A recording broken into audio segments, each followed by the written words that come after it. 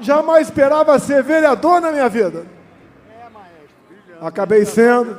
Desculpa o gesto, me bonito demais. Fui ser deputado federal. E só um milagre explica a minha eleição para presidente em 2018. Milagre da vida. E que entendo eu, na minha fé, um propósito de Deus. Quem me acusa pode ter muita coisa ao seu lado, mas nós temos 3 que eles não têm. Nós temos Deus, a verdade e grande parte da população brasileira. Vocês me fortalecem para ser o porta-voz de vocês. Vi agora há pouco aqui uma faixa, diga-nos o que fazer. No final eu falarei. Jamais poderia eu imaginar que um dia estaria falando para um grande público sobre justiça, anistia,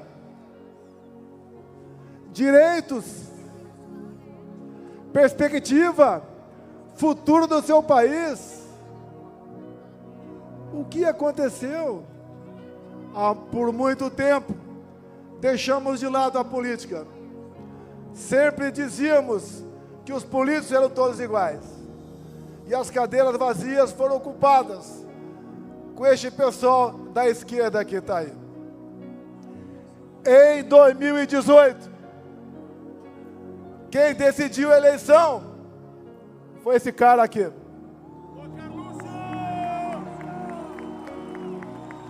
Um telefone numa prancha de surf. Este foi meu marqueteiro. Mas tínhamos naquele momento a liberdade de expressão. Podíamos nos manifestar. E no Facebook, por noite, agregávamos mais de 400 mil pessoas. E fiz uma coisa também, o Silas Malafaia. Você é pastor. Eu apenas li a Bíblia na fronteira, de 79 a 81. Pegamos uma passagem bíblica, lá do João 8:32. E conheceis a verdade, e a verdade vos libertará. Como é difícil você falar a verdade para um amigo seu, mas ela liberta. Então o marqueteiro aqui, Carlos Bolsonaro, me botou na presidência da República, juntamente com mais algumas pessoas, obviamente. Mas ele foi o cérebro, foi a minha espinha. Ao longo de 4 anos, enfrentamos pandemia, uma guerra lá fora, uma tragédia de Brumadinho, uma crise hídrica de 21, mas nós vencemos tudo isso. Eu ali falei para vocês a importância da liberdade. Comprei 600 milhões de doses de vacina, mas falei, eu não vou tomar.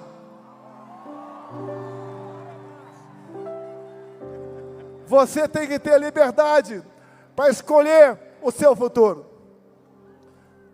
Você arca com as consequências. Não vou entrar nessa questão. Se um dia uma grande rede de televisão me der o espaço, falarei com o maior prazer. Acabando 22. A mão pesada do Tribunal Superior Eleitoral fez-se valer na balança.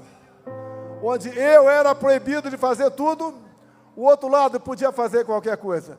Me acusar de tudo, até da morte da Marielle Franco. Me acusar de genocida, de misógino, de não gostar de nordestinos, de não gostar de negros.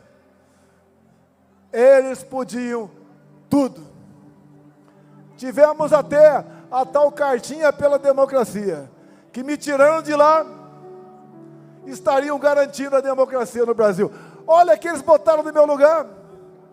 Se fala em golpe, quem tirou o cara da cadeia? Quem o descondenou? Quem botou a mão pesada na balança do TSE? Quem o colocou na presidência da República para pagar vexame agora? Como acabamos de ver, a Embraer perdendo um contrato de 15 bilhões de reais. uma empresa outra, porque na Rússia estava ao lado ditadores e criminosos de guerra o atual presidente do Brasil. Outras consequências virão quando Lula assume telado no conflito Irã e Israel. Ele ficou do lado do Irã, aquele país que é a bomba atômica, para varrer Israel do mapa.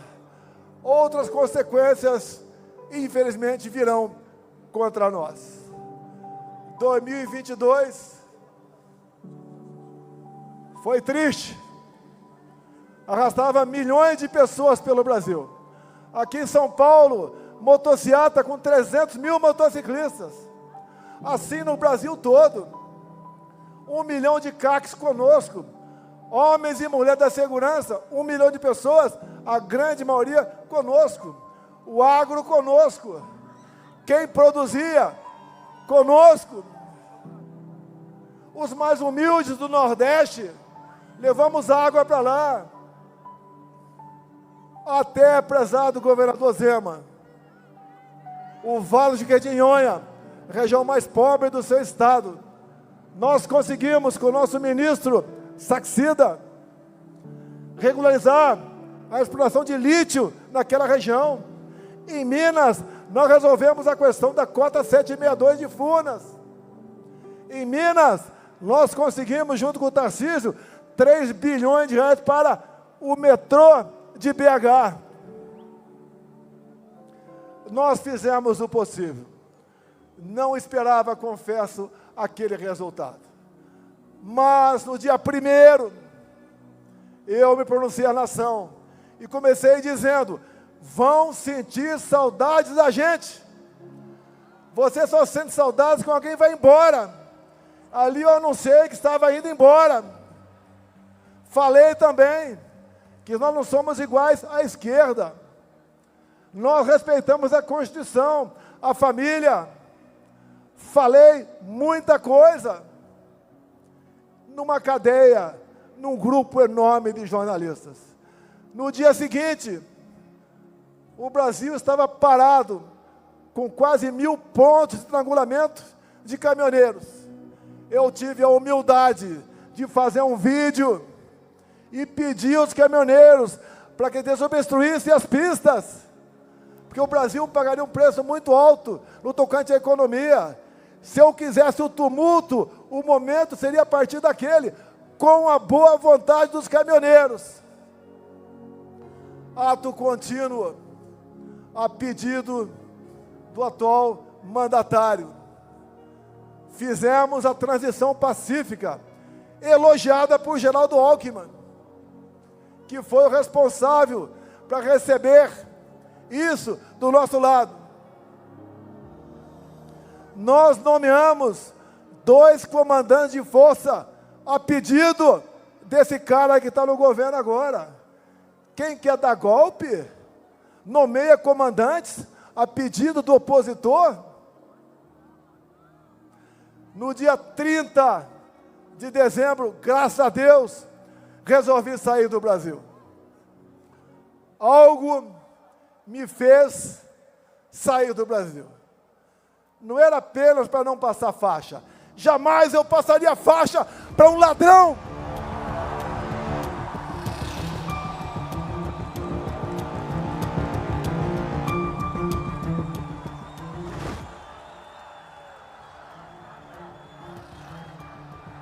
Jamais passaria faixa para um ladrão.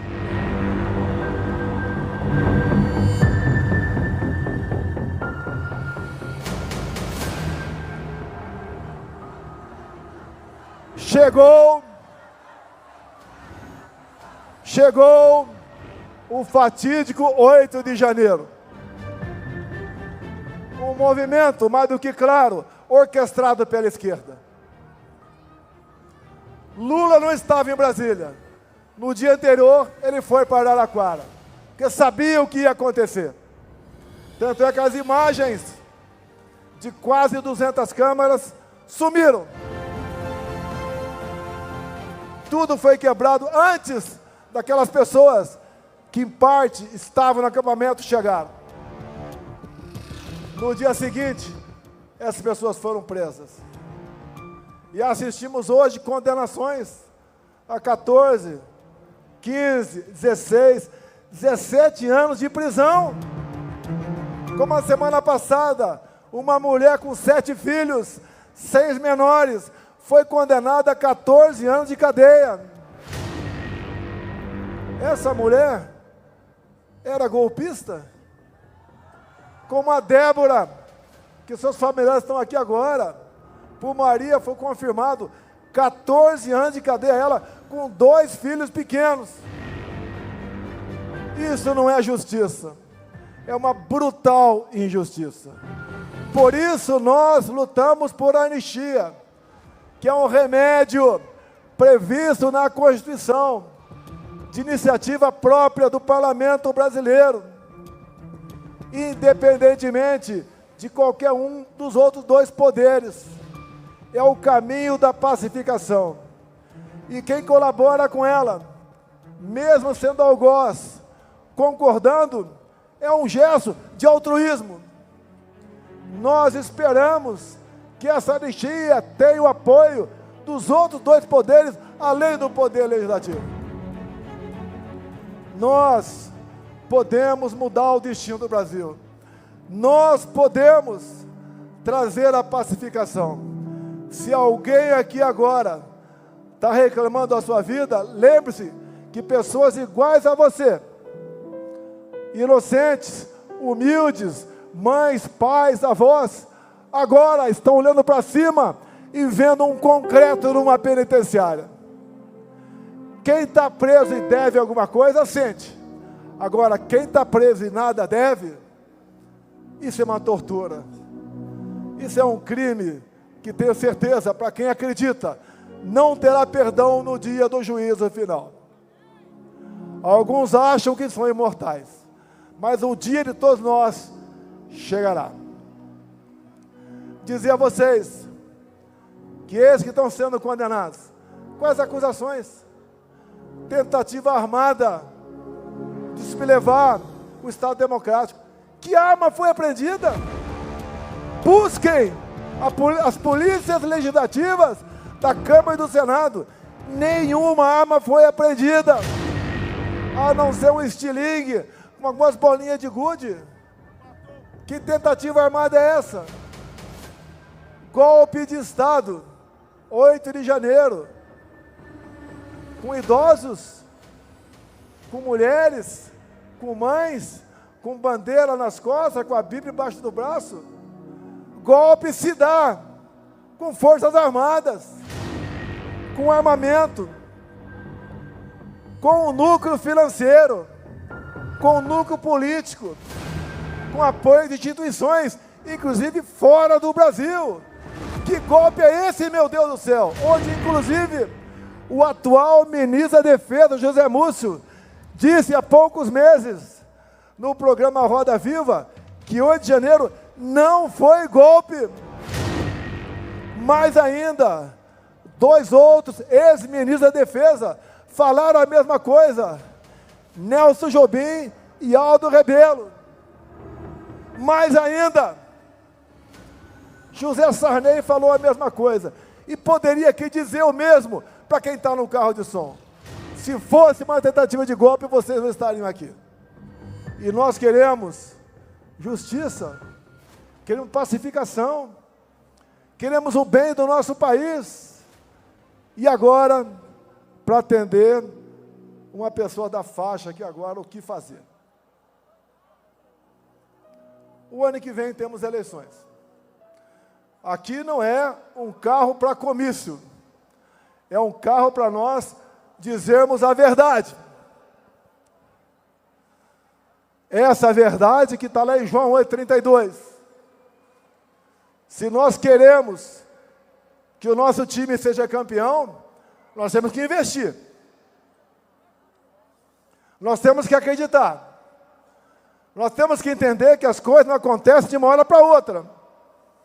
Quantos aqui demoraram um tempão para conquistar sua amada ou seu amado? E depois valeu a pena o sacrifício. Dizia a vocês, não interessa onde eu esteja, Não interessa a covardia que porventura façam comigo. Porque eu tenho a certeza que o objetivo final não é prender, é eliminar. Logicamente, não quero ser preso e nem morto, mas não posso fugir da minha responsabilidade. Não posso fugir da verdade. Não posso fugir da minha palavra para com vocês. E digo, estaria muito bem se estivesse do outro lado, mas não estou. Estou do lado de Deus, pátria, família e liberdade. Se vocês me derem, por ocasião das eleições do ano que vem, 50% da Câmara e 50% do Senado, eu mudo o destino do Brasil. Tarcísio, quando eu falo isso, tem outros 50% para o republicano, para o PSD, para o PP, o MDB, União Brasil.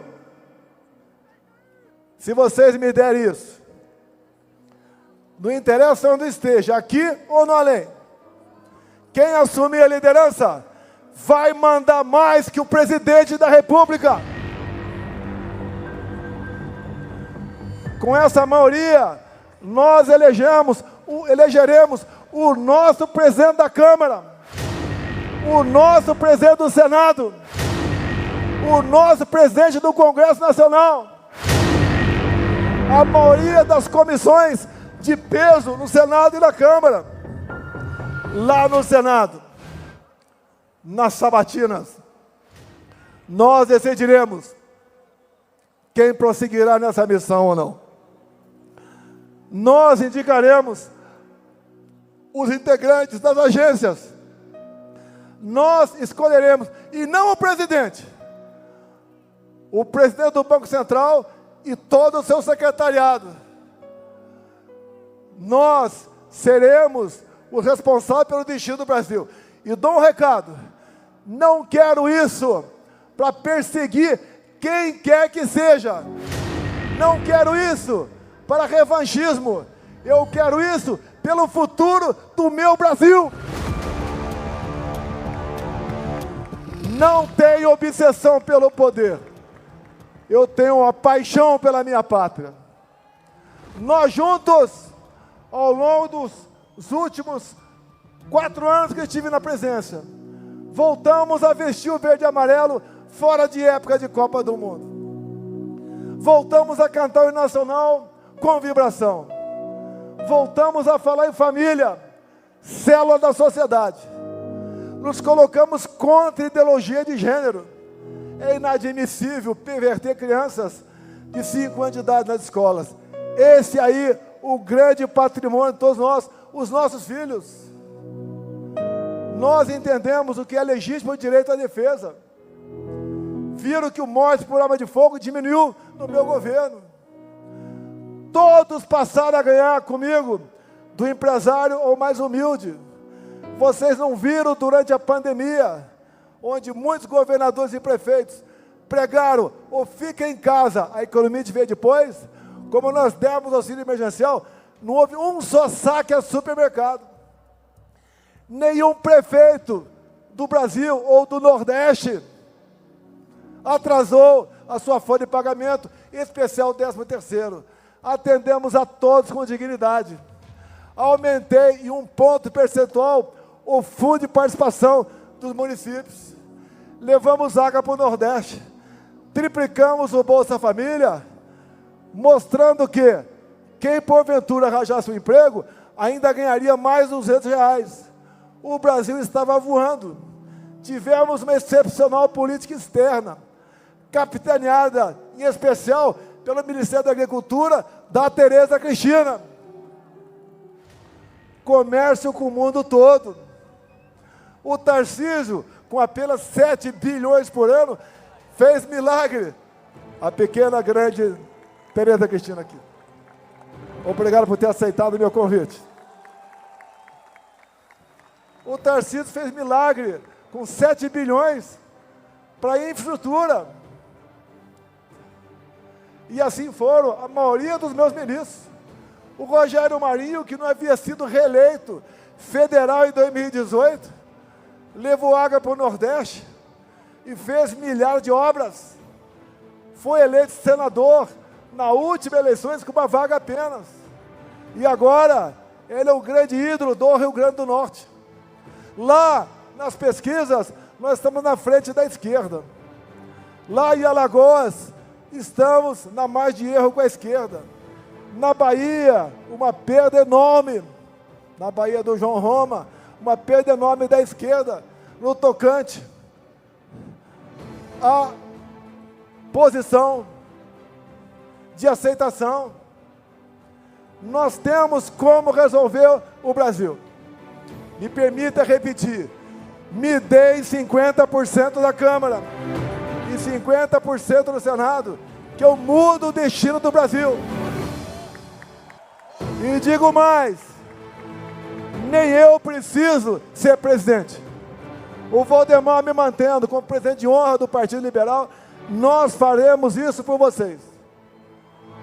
Me processam, mas não me processam por corrupção, por desviar recursos da Petrobras, por ter assaltado o fundo de pensão do Banco do Brasil ou dos Correios.